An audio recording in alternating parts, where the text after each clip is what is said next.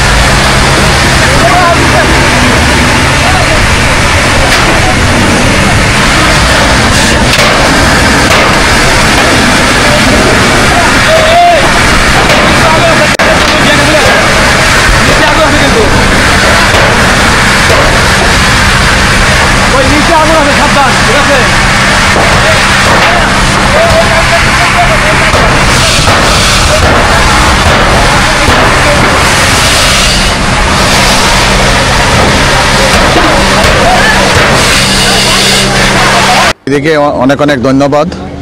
11টা 45 মিনিটের সময় আমরা সংবাদ পাই টঙ্গী মিল গেটে জুট গুদামে আগুন। সংবাদ প্রাপ্তির সাথে সাথে 4 মিনিটের ভিতরেই আমাদের টঙ্গী থেকে 3টা ইউনিট ঘটনাস্থলে এসে পৌঁছে।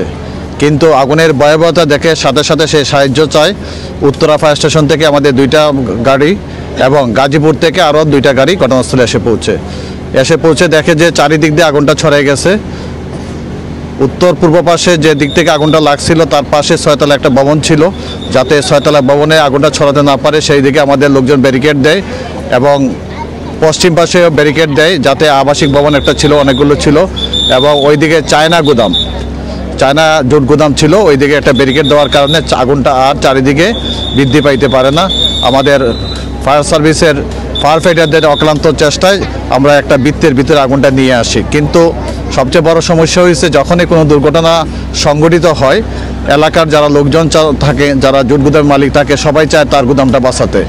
এই যে ডেলিভারিজ নিয়ে টানা হুচরা করা হয়, ডেলিভারিজ কীভাবে লেআউট করতে হয়, একটা ডেলিভারিজ লেআউট করার পরে এটাকে গোটাইয়া আবার আমাদের নিয়মতান্ত্রিকভাবে এটাকে গোটানো, আবার নতুন করে লেআউট করা, এটা একটু সমস্যা হয়ে দাঁড়ায়।